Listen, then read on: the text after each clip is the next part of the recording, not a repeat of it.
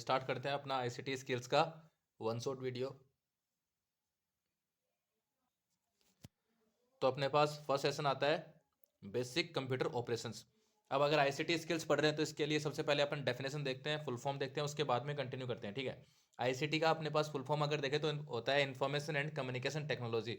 तो यहाँ पे अपन टेक्नोलॉजी की बात करेंगे तो कॉमन सी बात है, टेक्नोलॉजी की बात करेंगे तो अपने फील्ड में आज के टाइम में टेक्नोलॉजी स्टार्ट होती है अपने कंप्यूटर से। ठीक है, तो सबसे पहला सेशन ये बताता है बेसिक कंप्यूटर ऑपरेशंस की अपन क्या क्या काम करते हैं कंप्यूटर के ऊपर। तो देखो इसको स्टार्ट करते हैं। ICT skills help us communicate, run our business and stay connected with our family and friends. Hence, every person needs to acquire ICT skills and build them to stay updated with the latest software and applications. ठीक है, तो सबसे पहले क्या बोल रहा है, ICT skills एक ऐसा टॉपिक है, एक ऐसा एक तरीके का प्रेजेंटेशन है अपने लिए जो कि अपने को क्या हेल्प करता है, कम्युनिकेट करने में हेल्प करता है, बिजनेस चलाने में हेल्प करता है एंड अपने फैमिली एंड फ्रेंड्स के साथ कनेक्टेड रहने में हेल्प करता है। और इस अगर इन सारी चीज़ों को देखें तो आज के टाइम में, आज का जो प्रेजेंट जनरेशन चल रहा है उसके अकॉर्डिंग हर एक पर्सन को आईसीटी स्किल्स के बारे में पता होनी चाहिए। किस लिए? कि वो अपडेट रह सके किसके साथ, लेटेस्ट सॉफ्टवेयर के साथ या फिर अपने जो लेटेस्ट एप्लीकेशंस हैं उनके साथ। ठीक है, तो स्टार्ट करते हैं। अपना आता है सबसे पहले computer hardware and software. A computer system consist of two main parts, जो कि कौन से होते हैं? पहला होता है hardware and second one is software. अब देखो क्या क्या होते हैं। The physical part that we can see and touch are called hardware. ऐसा फिजिकल पार्ट अपने कंप्यूटर का जिसको अपन टच एंड फील कर सकते हैं, वो सारी चीजें अपने लिए क्या है? हार्डवेयर है। It is the machinery of a computer, these are the keyboard, monitor, CPUs. अब जैसे अपने पास जो मशीनरी होती है कंप्यूटर की, लाइक अपना कीबोर्ड होता है, माउस होता है, इन चीजों को अपन टच कर सकते हैं, फील कर सकते हैं, सारी चीजें अपने लिए क्या है? हार्डवेयर डिवाइसेज है। इसके बाद में आता है अपने पास software. The part which can not be seen but it makes hardware to work. अपने पास हार्डवेयर है, उसको चलाने के लिए अपने को सॉफ्टवेयर की जरूरत पड़ती है, या फिर इसको वाइस वर्सा बोले, सॉफ्टवेयर को चलाने के लिए हार्डवेयर की जरूरत पड़ती है। तो ऐसे एप्लीकेशन जो कि अपन यूज करते हैं अपने कंप्यूटर में, जो कि अपन देख सकते हैं, सिर्फ उनको अपन टच एंड फील नहीं कर सकते, बट जो हार्डवेयर को चलाने में रिस्पॉन्सिबल होते हैं, वही अपने लिए क्या है? सॉफ्टवेयर्स हैं। अब इसमें बताया एग्जांपल, एग्जांपल में विंडोज, माइक्रोसॉफ्ट ऑफिस एटसेट्रा। अब सबसे पहला बेस्ट एग्जांपल होता है अपने पास सॉफ्टवेयर का ऑपरेटिंग सिस्टम। अगर आपके कंप्यूटर में ऑपरेटिंग सिस्टम ही नहीं है, एक ऐसा सॉफ्टवेयर ही नहीं है जो कि अपने कंप्यूटर को चलाने के लिए रिस्पॉन्सिबल है, तो आप अपना कंप्यूटर नहीं चला सकते हो। अब यहां से दो तीन क्वेश्चन निकलते हैं। देखो क्वेश्चन क्या निकलते हैं। Major software for running computer is, कौन सा होता है? ऑपरेटिंग सिस्टम होता है। सेकंड थिंग, सबसे पहले जो कौन सा सॉफ्टवेयर है जो कि रन होता है कंप्यूटर में? ऑपरेटिंग सिस्टम होता है। इसको ध्यान रखना है, यहाँ से दो क्वेश्चन निकले, उन दोनों को अपने को दिमाग में रखना है। अब ऑपरेटिंग सिस्टम पढ़ते हैं। This is the software that start working as soon as we switch on a computer. It displays the desktop on the monitor. Some of the most commonly used operating system और laptop and desktop are Ubuntu, Microsoft Windows and Mac OS. Simple से ये बता रहा है कि ये ऐसे ऐसा सॉफ्टवेयर है जो कि कंप्यूटर चालू होते ही सबसे पहले स्टार्ट होता है, एंड सबसे पहले स्टार्ट होने के साथ साथ अपने को डिस्प्ले करता है क्या? मॉनिटर। मॉनिटर डिस्प्ले करने के बाद में आज के टाइम पे जो ऑपरेटिंग सिस्टम चल रहे हैं, कॉमनली जो यूज हो रहे हैं, वो कौन सा होता है? एक तो विंडोज एंड उबंटू, इसके बाद में आता है अपना मैक ओएस। ये सारे अपने पास मोस्ट यूज्ड हैं, जिसमें से आप दो को अच्छे से याद रखोगे, माइक्रोसॉफ्ट विंडोज एंड उबंटू। इसके बाद में लाइनेक्स भी आता है, मैक ओएस भी आता है, ऐसे करके बहुत सारे आते हैं, यूनिक्स भी आता है। उन चीजों को भी आप दिमाग में रख सकते हो। सारे किसके एग्जांपल है? ऑपरेटिंग सिस्टम के एग्जांपल्स हैं। इसके बाद में अपने पास आता है starting a computer. Starting a computer means कि आप कंप्यूटर को कैसे स्टार्ट करते हो, उसमें क्या क्या चीजें आपको फॉलो करनी होती है। To start a computer, press the power button on the CPU. The this will start the operating system and display the desktop on the monitor. अपने को डेस्कटॉप मिलता है मॉनिटर पे कब? जब अपन सीपीयू के अंदर जो मेन स्विच होता है उसको प्रेस करते हैं। अब अपना कंप्यूटर स्टार्ट हो गया। Basic functions performed when a computer starts, computer automatically runs A basic programme called. अब यहां से अपने पास एक क्वेश्चन और निकलता है, BAIOS, जिसका फुल फॉर्म होता है बेसिक इनपुट आउटपुट सिस्टम, जिसको अपन बायस भी बोलते हैं। तो सबसे पहले आपको दिमाग में रखना है कि कंप्यूटर चलते ही सबसे पहले अपना बायोस स्टार्ट होता है। बायोस क्या करता है? ऑपरेटिंग सिस्टम को चलाने के लिए रिस्पॉन्सिबल होता है, और ऑपरेटिंग सिस्टम के अंदर ही होता है, इसको भी ध्यान में रखना है। ऑपरेटिंग सिस्टम को चलाने के लिए रिस्पॉन्सिबल होता है basic input output system. As soon as it is switched on और the power button is pushed on, the BIOS first does a self test. BIOS क्या करता है, यहां से ध्यान में रखना है, सेल्फ टेस्ट करता है, जिससे कि अपने को क्या पता चलेगा अपने कंप्यूटर में सारी चीजें वर्किंग है कि नहीं है, सारे हार्डवेयर कनेक्टेड है कि नहीं है। It is this self test shows that the system is fine, the BIOS will load the operating system। अब अपने पास जैसे बायोस ने सारी चीजें क्लियर की, ठीक है, कि अपने पास सब कुछ क्लियर हो गया, कि बायोस चल गया क्लियर रही, अपने डॉक्यूमेंट सॉरी जो भी हार्डवेयर सॉफ्टवेयर है वो सारे चीजें काम करे, उसके बाद में अपना ऑपरेटिंग सिस्टम रन होगा। बायोस सबसे पहले रन होता है। इसके बाद में आता है लॉगिन एंड लॉगआउट। अब लॉगिन एंड लॉगआउट देखो क्या है। When you log in the computer with your login ID और password, the computer knows that you are an authorised person and allows you to work on application in the computer. आपके पास login ID और password रहेगा, उसके through अगर आप login करते हो तभी आपका कंप्यूटर आपको परमिशन देगा कि आप अपने कंप्यूटर में एंटर हो सकते हो या फिर नहीं हो सकते हो, ठीक है। इसके बाद में आता है सेटिंग डाउन है कंप्यूटर, अपने कंप्यूटर को बंद कैसे करना होता है। You can shut down the Windows computer clicking start button at the bottom left corner and then click shut down. Simple से स्टेप्स हैं। सबसे पहले स्टार्ट बटन पे जाएंगे, ठीक है। देन अपने पास शट डाउन का ऑप्शन मिलता है। यहाँ पे इस कॉर्नर में देखिए अपने पास लेफ्ट कॉर्नर में, लेफ्ट बॉटम कॉर्नर में एक टैब बना होता है। उस टैब पे जैसे क्लिक करते हैं तो अपने पास स्टार्ट बटन खुल जाता है। अब यहाँ पे अपने को शट डाउन का ऑप्शन मिल जाएगा। अभी जो विंडोज 11 आ रहा है उसके अंदर यही ऑप्शन आपको कहाँ पे मिलता है, यहाँ पे मिलता है मिडल में, तो थोड़ा सा ध्यान रखेंगे इस चीज का। अब अपने पास नेक्स्ट टॉपिक आता है यूजिंग द कीबोर्ड। अब अपन कंप्यूटर के ऑपरेशन सीख रहे हैं तो अपने को एटलीस्ट पता होना चाहिए कि कीबोर्ड कैसे काम करता है, ठीक है। तो उसके लिए अगर अपन स्टार्ट करें तो देखो, the keyboard is an input device used to type text numbers commands into the computer. Computer के अंदर कीबोर्ड क्या यूज होता है, टेक्स्ट को टाइप करने के लिए, नंबर्स को टाइप करने के लिए एंड कमांड्स को टाइप करने के लिए। इसके बाद में देखो अपने पास आता है, सबसे पहले की आती है कीबोर्ड में फंक्शन कीज। फंक्शन कीज कौन सी होती हैं, keys labelled from F1 to F11 sorry F12 are function keys, you use them to perform specific functions. Function keys keyboard में ऐसी कीज होती हैं जो कि F1 से F12 तक की होती हैं, जो कि लेबल होता है F1 F12 उनके ऊपर, जो आप समझ सकते हो F1 F2 F3 ऐसे करके F12 तक, वो एक पर्टिकुलर टास्क के लिए, एक पर्टिकुलर फंक्शन के लिए यूज की जाती हैं, ठीक है। इसके बाद में अपने पास आता है नेक्स्ट कंट्रोल कीज। अब यहाँ से टाइप्स ऑफ कीज हैं तो आप ध्यान में रखोगे, यहाँ से क्वेश्चन बनता है कि किस टाइप की क्या काम में आती है। Keys such as control, shift, space bar, alter, caps lock and tab are special control keys. यहाँ से ध्यान में रखेंगे कंट्रोल कीज के अंदर कौन कौन सी कीज आती हैं, control, shift, space bar, alter, caps lock and tab, ये सारी कीज मिलकर क्या बनाती है, कंट्रोल कीज बनाती है। इसके बाद में आता है अपने पास enter key. The label on this key can be either enter or return depending on the brand of the computer you are using.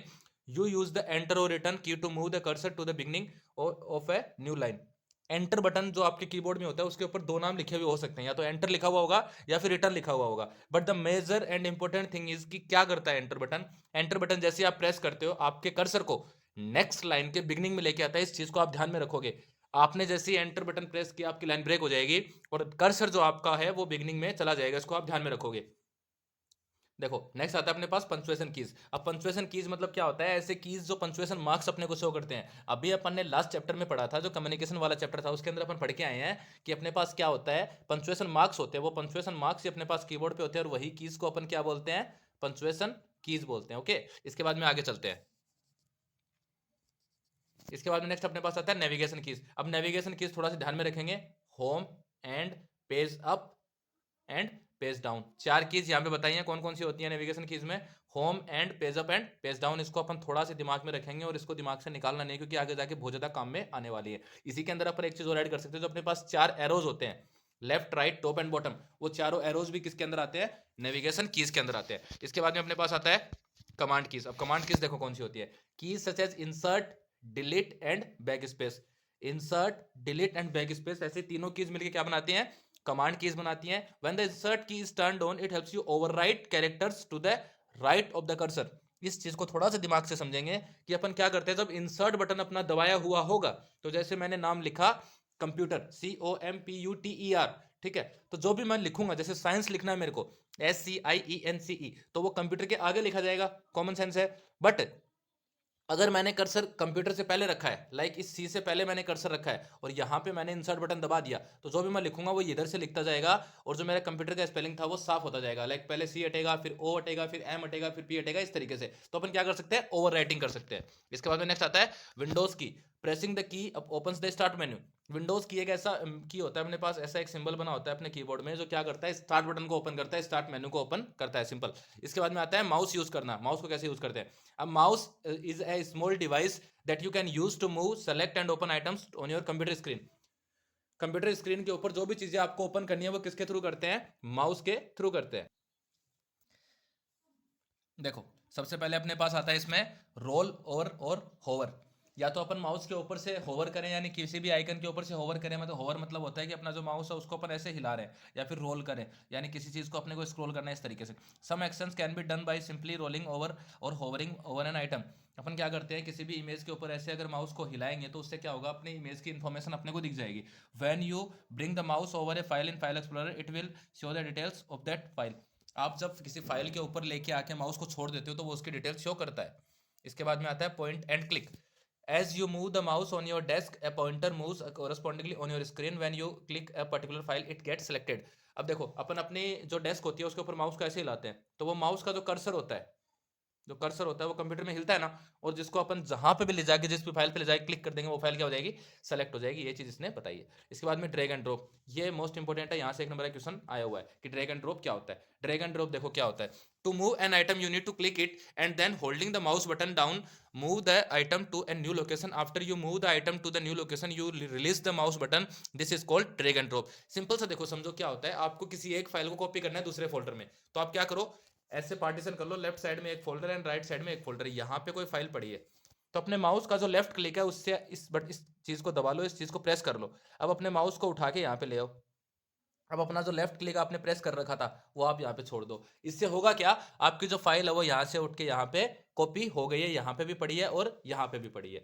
इसके बाद में देखो क्या होता है, इसके बाद में आता है अपना double click. Double click simple से सबको पता है क्या काम में आता है, डबल क्लिक करते ही आपकी फाइल ओपन हो जाएगी, जिस भी फाइल पे आप डबल क्लिक करोगे आपकी फाइल ओपन हो जाएगी। इसके बाद में देखते हैं, देखो इसके बाद में सेशन सेकंड स्टार्ट होता है अपना परफॉर्मिंग बेसिक फाइल ऑपरेशंस। जो बेसिक के फाइल के जो बेसिक ऑपरेशंस होते हैं वो कौन से होते हैं। सबसे पहले अपन एक डेफिनेशन देखते हैं फाइल्स एंड फोल्डर की। तो डेफिनेशन क्या बोलती है, देखो all information stored in computer is kept in files. जितनी भी टाइप की इंफॉर्मेशन अपने कंप्यूटर में सेव होती है वो सारी किस चीज में रखी जाती है, एक फाइल में। तो यहाँ से तो फाइल की डेफिनेशन क्लियर हुई। Each file is given a file name and has a file name extension that identifies the file type. हर एक इंफॉर्मेशन जो अपने कंप्यूटर में सेव होती है उसको तो अपन बोलते हैं फाइल, एंड वो फाइल जो भी होगी उसके साथ में क्या जुड़ा होगा, एक एक्सटेंशन, और वो एक्सटेंशन क्या बताता है, file type. Example dot TXT, dot JPG, dot MP3. इससे अपन आइडिया लगा सकते हैं कि किस टाइप की फाइल है। जैसे मैंने बोला डॉट एमपी3, तो आप सिंपल सा बोलोगे सर ऑडियो फाइल है, ठीक है। डॉट एमपी4 तो आप बोलोगे सर वीडियो फाइल है। डॉट जेपीजी मतलब कोई इमेज है। टीएक्सटी लिखा है तो कोई डॉक्यूमेंट है, इस तरीके से। इसके बाद में आता है फोल्डर का डेफिनेशन। देखो यहाँ से ध्यान से देखेंगे, यहाँ से भी क्वेश्चन आता है डिफरेंशिएट का कि फोल्डर वर्सेस फाइल। अब folder is a location where a group of files can be stored. एक फोल्डर ऐसा लोकेशन होता है जहाँ पे अपन क्या करते हैं, ग्रुप ऑफ फाइल्स को स्टोर करके रखते हैं, सिंपल सा। यानी कलेक्शन ऑफ फाइल्स अपने पास क्या बनता है, फोल्डर, इजी। अब उसके बाद में अपने पास आते हैं कुछ शॉर्टकट्स जो कि आपके इस चैप्टर में यूज होने वाले हैं। Control Z undo, control Y redo, control A select all, control X cut, control C copy, control V paste, control P print, control S save. ये जो 7-8 अपने पास शॉर्टकट कीज है इनको तो आप रट ही लेना चाहिए, क्योंकि आपके अभी भी काम में आएंगे, नेक्स्ट ईयर्स भी काम में आएंगे। ये तो कॉमन शॉर्टकट कीज होती है जो कि आपको याद होनी चाहिए। इनमें से काफी बार पेपर में भी पूछ लेता है कि कंट्रोल जेड किसका होता है, कंट्रोल वी किसका शॉर्टकट की होता है, सेलेक्ट ऑल का शॉर्टकट की क्या होता है, कट का शॉर्टकट की क्या होता है। तो आपको ध्यान रखना है, आपको ये शॉर्टकट कीज तो एटलीस्ट याद कर ही लेनी है, इजी रहेंगी, ज्यादा हार्ड भी नहीं है। इसके बाद में आता है computer care and maintenance. Computer care and maintenance में देखो importance of care and maintenance of computer. अगर आप अपने कंप्यूटर की केयर करते हो, उसकी मेंटेनेंस करते हो, तो उसकी क्या इंपॉर्टेंस है वो आप देखोगे अभी। Taking care of electronic devices such as computer and mobiles help us them to work properly. अगर आप अपने एक फ़ोन और कंप्यूटर को क्लियरली वर्किंग में रखना चाहते हो तो आपको क्या करना पड़ेगा, उसको मेंटेन करना पड़ेगा। अगर आप उसको मेंटेन करते हो तो उससे फ़ायदा क्या होगा, आपका कंप्यूटर या फिर आपका मोबाइल डिवाइस जो इलेक्ट्रॉनिक डिवाइस है वो अच्छे से काम करेगा, बिना अटके, बिना फ्रीज हुए। अब देखो keyboard, you can clean a keyboard with a soft brush. अपन क्या कर सकते हैं, क्लियर करने के लिए कीबोर्ड को, सॉरी साफ करने के लिए, क्लीन करने के लिए सॉफ्ट ब्रश का यूज कर सकते हैं, जिससे कि अपना कीबोर्ड खराब नहीं होगा और आराम से क्लीन हो जाएगा। इसके बाद में स्क्रीन को अगर साफ करना हो तो you can wipe the screen with a soft cloth to remove any finger marks. अगर अपनी स्क्रीन पे कोई फिंगर मार्क्स आ गए हैं तो उनको क्लीन करने के लिए अपन क्या कर सकते हैं, कोई सॉफ्ट क्लॉथ का यूज कर सकते हैं। रफ क्लॉथ आप यूज नहीं करोगे, जिससे क्या हो जाएगा, स्क्रेचेस आ जाएंगे, तो वो आपको ध्यान में रखना है। हैंडल डिवाइसेस केयरफुली, सिंपल सी बात है, handle and move your laptop carefully and avoid dropping and banging it against a hard surface. किसी भी चीज़ से उसको भिड़ाना नहीं है, लैपटॉप हो या फिर फोन हो, और अपने को उस चीज़ को आराम से रखना है। जहां भी आप जिस सरफेस पे रख के लैपटॉप चला रहे हो तो उसको आराम से रखना है, केयरफुली रखना है। एंड अपना फोन भी अगर आप यूज़ कर रहे हो तो उसको केयरफुली यूज़ करना है, केयरलेसली नहीं। Keep the computer cool a computer sorry, if a computer, laptop or mobile device gets overheated, the internal parts can be damaged. The CPU has an internal fan to keep it cool. We should make sure the fan is functioning. अपना जो भी device है उसको इतने long time तक मत use करो ताकि वो हीट हो जाए। हीट होने से क्या हो सकता है, इंटरनल पार्ट्स अपने डिवाइस के डैमेज हो सकते हैं, जिससे कि अपने लॉन्ग टर्म में अपना डिवाइस काम करना बंद कर सकता है। वैसे तो सीपीयू के साथ खुद का फैन होता है, बट कई बार अपने को ध्यान रखना होता है कि फैन काम कर रहा है कि नहीं कर रहा है। अपने डिवाइस का फैन खराब हो जाता है बट अपन उसको फिर भी यूज में ले रहे हैं, तो वो उसको कूल नहीं कर पाएगा, जिस वजह से इंटरनल पार्ट्स डैमेज हो सकते हैं। देन मूविंग टू नेक्स्ट, अपने पास आता है do not overcharge your battery. अपनी बैटरी को ओवरचार्ज कभी नहीं करना। ये चीज़ आप फोन में भी ध्यान रख सकते हो और लैपटॉप में भी। Sometimes we keep a device plugged in for charging even after it's fully charge.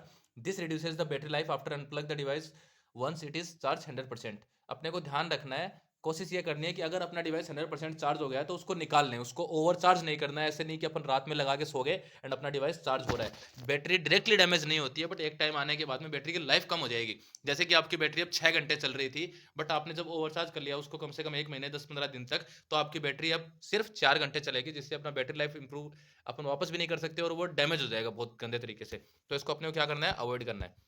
Always always plug in devices carefully. अब देखो, any devices being connected to a laptop और computer such as USB device और headphones should be done gently, it should not be forced into the port.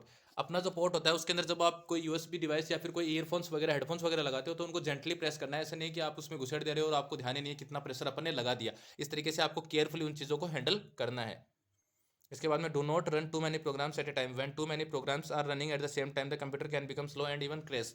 आप क्या करते हो, कई बार बहुत सारी चीज़ें ओपन कर देते हो, आपको गेम भी खेलना, आपको गाने भी सुनने, आपको काफ़ी सारी चीज़ें करनी है और आपका सिस्टम इतना कैपेबल नहीं है, आपका कंप्यूटर इतना कैपेबल नहीं है, बट आप क्या करते हो, उसको बहुत ज़्यादा फोर्स करते हो कि आपने गेम्स भी चला दिए, गाने भी चला दिए, सारी चीज़ें चला दी एंड वो सिस्टम बाद में क्रैश करने लगेगा एंड कुछ टाइम के बाद में वो डैमेज भी हो सकता है।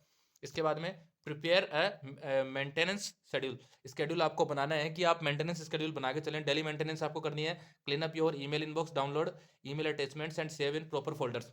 हमेशा क्या करना है, आपको अपने ईमेल्स को क्लीन करते रहना है डेली बेसिस पे एंड अपने ईमेल अटैचमेंट को एक प्रॉपर फोल्डर में सेव करते रहना है।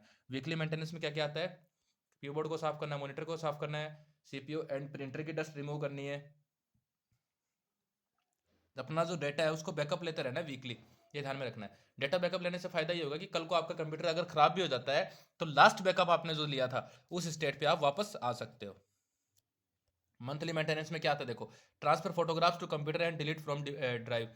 कोशिश ये करो कि अपने कंप्यूटर में फोटोग्राफ्स को रखो। एक ऐसा हार्ड डिस्क ले लो 7-8 GB का, 8-8 GB के आजकल हार्ड डिस्क आते हैं, एक्सटर्नल हार्ड डिस्क, जिसके अंदर आप बैकअप लोगे तो आपकी डेटा भी सेफ रहेगा और डेटा ब्रोकन भी होने के चांसेस बहुत ज़्यादा कम रहेंगे। Organise photos into folders and albums. Photos को इस तरीके से ऑर्गेनाइज करो कि कल को अगर अपन ढूंढने निकले तो अपने को दिक्कत नहीं हो। क्लीन अप डाउनलोड फोल्डर्स, ये अपने को ध्यान रखना है। अपन क्या करते हैं, एक फाइल अपने डाउनलोड की है, एक एप्लीकेशन अपने डाउनलोड की, अपन उसको यूज कर रहे हैं एंड कुछ टाइम तक उसको अपने यूज नहीं किया है तो उसको डिलीट करो ना, उसको क्यों रखा है कंप्यूटर में, उसको क्लीन कर देना है। Uninstall used programs and apps. जो प्रोग्राम्स आपके अनयूज्ड सॉरी जो प्रोग्राम्स आपके यूज में नहीं आ रहे हैं उनको अनइंस्टॉल कर सकते हो।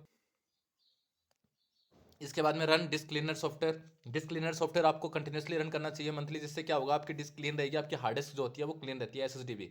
Run full system virus scan. Virus scan भी आपको मंथली कर लेना चाहिए, जिससे कि आपके कंप्यूटर डैमेज होने के चांसेस कम हो जाते हैं।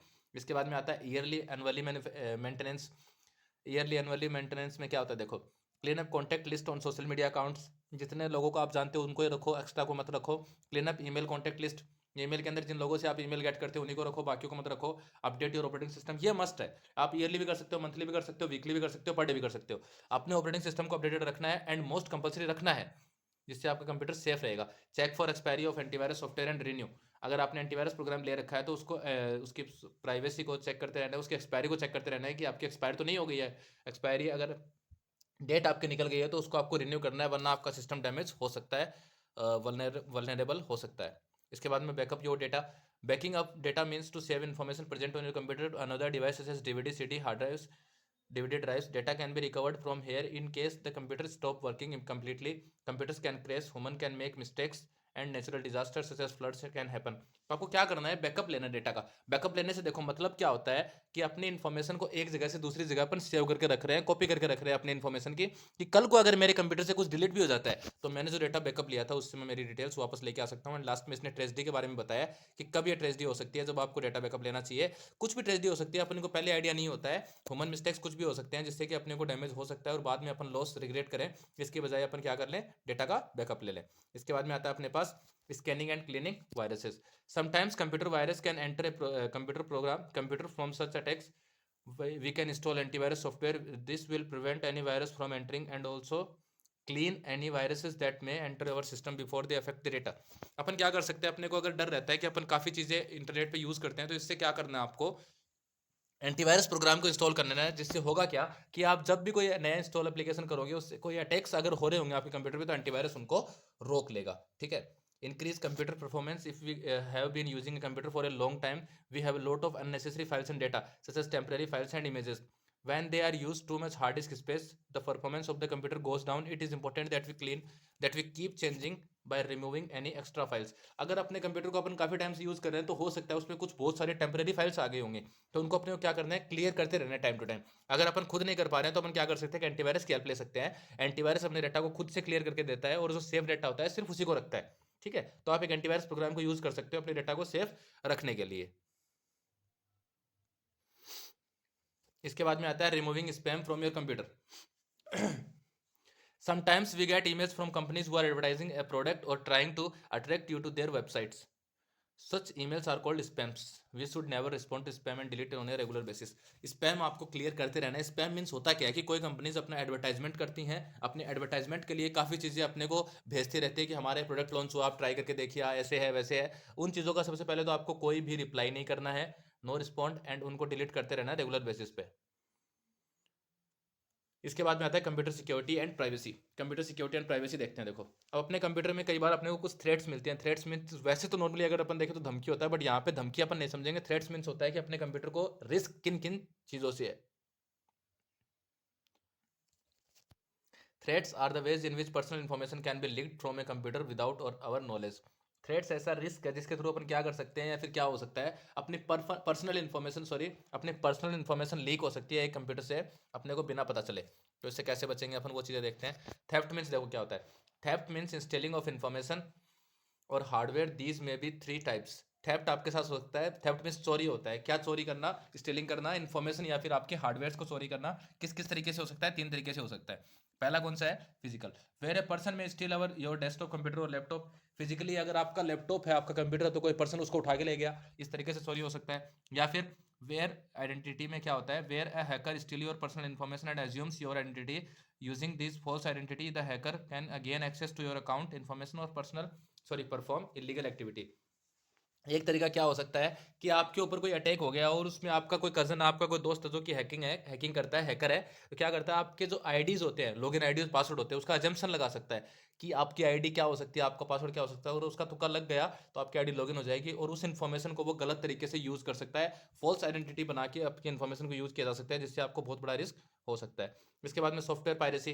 This is stealing of software and includes using of और disturbing unlicensed and unauthorised copies of a computer program और सॉफ्टवेयर। सॉफ्टवेयर पायरेसी मीन्स क्या होता है कि आपके पास कुछ सॉफ्टवेयर जो पेड है, जैसे नेटफ्लिक्स है, वो पेड है, बट आप जब नेट पे चेक करोगे तो आपको उसके फ्री वर्जन मिल रहे होंगे।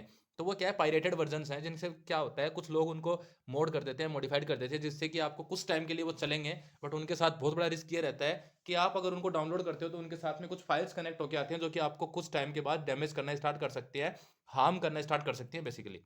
इसके बाद में नेक्स्ट पार्ट अपने पास आता है बीप ऑप्शन। इसमें आता है बी ऑप्शन में viruses. Viruses are computer programs that can damage the data and software programs or steal the information stored on a computer. Major types of viruses are worms and Trojan horse. Virus एक ऐसे तरीके का computer program होता है जो क्या करता है, अपने कंप्यूटर को डैमेज करता है, अपने डेटा को या फिर अपने सॉफ्टवेयर प्रोग्राम को और अपनी इन्फॉर्मेशन को क्या कर लेता है, चोरी कर लेता है अपनी इन्फॉर्मेशन के बिना।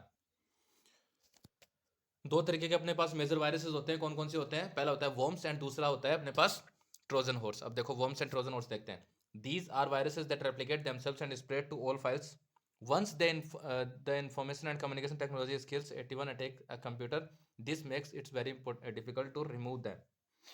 देखो सिंपल से क्या करना है, सबसे पहले गलत लाइन लिखी गई है यहाँ पे, इसको अपन थोड़ा सा चेंज करते हैं। ये ऐसे वायरसेस होते हैं जो कि अपने आप को रेप्लिकेट करते हैं। रेप्लिकेट मीन्स मल्टीप्लाई करना होता है, इसको अपन ध्यान में रखेंगे, ठीक है। रेप्लिकेट मीन्स मल्टीप्लाई करते हैं और इतना स्प्रेड कर लेते हैं अपने को कि पूरे कंप्यूटर में वो फैल जाते हैं, जिससे होता क्या है कि आपके कंप्यूटर पे अगर एक बार किसी वॉर्म ने अटैक किया तो वो अपने कंप्यूटर को बहुत ज़्यादा हार्ड कर देगा वो सॉफ्टवेयर को हटाना, वो वॉर्म को वहाँ से हटाना, क्योंकि वो अपने आप को रेप्लिकेट करता रहता है, रिपीट करता रहता है। इसके बाद में Trojan horse disguise itself, that is it appears to be a useful software program, but once it is reaches a computer starts behaving like a virus and destroying data. Trojan horse ऐसा अजीबोगरीब virus होता है जो क्या करता है, आपके computer में एक ऐसे एप्लीकेशन की तरह प्रिटेंड करेगा कि आपके काम का एप्लीकेशन है, ठीक है। आपको डिसगाइड करेगा। कैसे करेगा डिसगाइड, कि आपको ये लगेगा कि ये तो मेरा नोटपैड हो गया, आपका कोई भी वर्ड पैड हो गया, आपका कैलकुलेटर हो गया, इन एप्लीकेशंस के तरीके से बिहेव करता है और आपको लगेगा नॉर्मल एप्लीकेशन है जो कि मैं यूज़ करता हूँ, बट ऐसा नहीं होता है। एक बार सक्सेसफुली आपके कंप्यूटर में आ गया तो अपने डेटा को ब्रेक करना स्टार्ट करेगा और डेटा को लॉस्ट करना स्टार्ट कर देगा। इसके बाद में आते हैं online predators. Online predators are people who trap you into an inappropriate relationship. They may be older people posing to be your age, bullying you to into doing illegal activities online and sometimes face to face. Online predator ऐसे person होते हैं जो कि आपको in appropriate relationships में फंसाते हैं। जैसे आजकल ट्रैप्स चलते रहते हैं इंटरनेट पे कि आपको किसी चीज़ का वीडियो कॉल आ गया, किसी का कॉल आ गया, उससे आप बातचीत करनी स्टार्ट कर देते हो, या फिर आपको किसी का मैसेज आ जाता है सोशल मीडिया पे, तो वो आपको फंसाने की कोशिश करते हैं, देन बाद में आपको बुली किया जाता है। बुली करने से यहाँ पे मतलब ये है कि आपको परेशान किया जाता है, आपसे हो सकता है कुछ मांगा जाए, कुछ पर्सनल इन्फॉर्मेशन आपसे ले ली जाएगी। अब उस पर्सनल इन्फॉर्मेशन के बिहाफ पे आपसे कुछ चीज़ें रिक्वायर करी जाएंगी जो कि आपको देनी पड़ेंगी। अगर आप नहीं देते हो तो आप फंस सकते हो। इस तरीके से आपको डराया जाता है। इसके बाद में आते हैं internet scams. Sometimes you may receive very attractive offers saying you won huge money in a lottery, and then you can claim the prize by depositing a certain amount of money. When you deposit the money using credit card or online banking, you not only lose the deposit money but your account information may be misused later.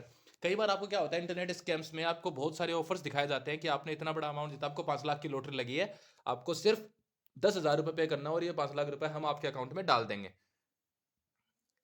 ठीक है, तो इसमें क्या होता है, आपको कई बार फंसाया जाता है। एंड इसके अंदर क्या होता है, आपको जो आपने पैसा दिया 10,000 रुपए किसी भी क्रेडिट कार्ड या फिर कार्ड के थ्रू या फिर किसी भी ऑनलाइन मीडियम के थ्रू, तो आपका सिर्फ पैसा लॉस नहीं हुआ है, आपने जो इन्फॉर्मेशन वहां पे दी थी वो इन्फॉर्मेशन भी उनके साथ चली गई है, एंड वो इन्फॉर्मेशन भी यूज करके फिर से पैसा आपके अकाउंट से निकाल सकते हैं। इसके बाद में लास्ट अपने पास आता है प्रोटेक्टिंग योर डेटा, कि डेटा को प्रोटेक्ट अपन कैसे करेंगे।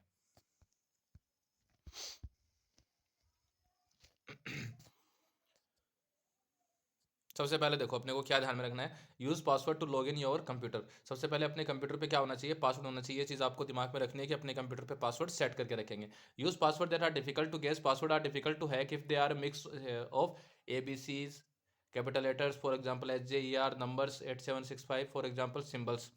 पासवर्ड आपको ऐसा बनाना है जो कि मिक्स कैरेक्टर्स का हो, जिसके अंदर छोटे कैरेक्टर्स आ सकते हैं, बड़े कैरेक्टर्स आ सकते हैं, सिंबल्स आ सकते हैं, 1 2 3 4 डिजिट्स आ सकते हैं, जिससे कि क्या होगा, उन पर्सन्स को हार्ड पड़ेगा जो कि अनऑथोराइज्ड है एक्सेस करना वो पासवर्ड, वो इजीली उसको गैस नहीं कर पाएंगे। This would prevent unauthorised people from using your computer. किसी भी अनऑथोराइज्ड पर्सन को कंप्यूटर को यूज करने से अपन बचा सकते हैं।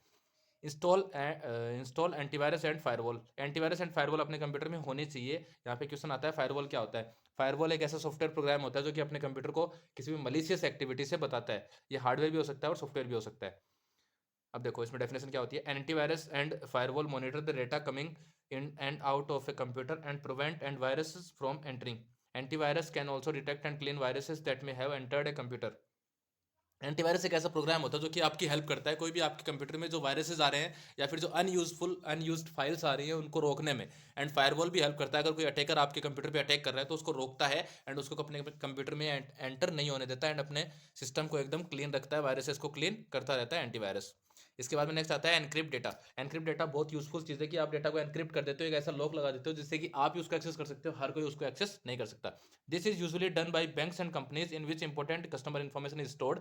They can encrypt their entire hard disk using the encryption feature in Windows BitLocker. This would force user to use a decryption password or key before starting the computer, thus preventing unauthorized access uses. Encrypt data क्या होता है कि आप अपने data को इस तरीके से एनक्रिप्ट कर लेते हो कि वहां पे आपको एनक्रिप्शन की लगती है। जब तक आप उसको डिक्रिप्शन की नहीं देते हो तब तक आपका पासवर्ड ओपन नहीं हो सकता। अगर आपने एनक्रिप्ट किया तो एनक्रिप्शन की बनेगी, वो एनक्रिप्शन की तब जाके डिक्रिप्ट होगी जब आप उस की को लगाओगे। तो बैंक्स इसको ज़्यादा यूज़ करते हैं अपने इन्फॉर्मेशन को सेफ रखने के लिए, अपने कस्टमर की इन्फॉर्मेशन को सेफ रखने के लिए। ये काम अपन अपने कंप्यूटर पर भी कर सकते हैं। किसके थ्रू? जो बिटलॉकर नाम का एप्लीकेशन अपने को मिलता है उसके थ्रू अपन अपने ड्राइव को पूरा एनक्रिप्ट कर सकते हैं, जिससे होगा क्या कि अपने अलावा कोई भी उस ड्राइव को एक्सेस नहीं कर सकता है किसी भी तरीके से। इसके बाद में लास्ट आता है अपने पास secure sites. Give details of your credit card और bank accounts only on secure site. See in the address bar of the browser if the site addresses with HTTPS and a log symbol. ये आपको ध्यान रखना है, अपने जो credit card और bank details होती है वो सिर्फ वहीं पे शेयर करनी है जहां पे आप क्या कर सकते हो, विश्वास कर सकते हो। विश्वास करने से मतलब यहाँ पे ये है कि आपकी साइट क्या होनी चाहिए, सिक्योर्ड होनी चाहिए। सिक्योर्ड मीन्स आपकी साइट का जो एड्रेस है वो इससे स्टार्ट होना चाहिए, HTTPS से स्टार्ट होना चाहिए एंड एक पैडलॉक सिंबल वहां पे बना हुआ होना चाहिए। अगर आप जो वेबसाइट यूज कर रहे हो उस पर पैडलॉक सिंबल नहीं है तो आप उस वेबसाइट पे अपना डिटेल्स मत डालिए, आपको कोई ना कोई रिस्क वहां पे हो सकता है, कोई ना कोई दिक्कत वहां पे हो सकती है। तो ये था अपना one shot video ICT skills के ऊपर। होप सो आप लोग को समझ में आया होगा। एंड अगर आप ऐसे ही और वीडियोस, वन शॉट वीडियोस अपनी आईटी बुक से रिलेटेड या फिर क्लास 12 से रिलेटेड देखना चाहते हो तो ये चैनल पे जाके आप विजिट कर सकते हो, पाइथन विद करण। यहाँ पे मैंने प्लेलिस्ट भी बना रखा है, यहाँ पे जाके आप आराम से एक्सेस कर पाओगे। और अगर ये वीडियो पसंद आया तो वीडियो को लाइक कीजिएगा, चैनल को सब्सक्राइब कीजिएगा। मैं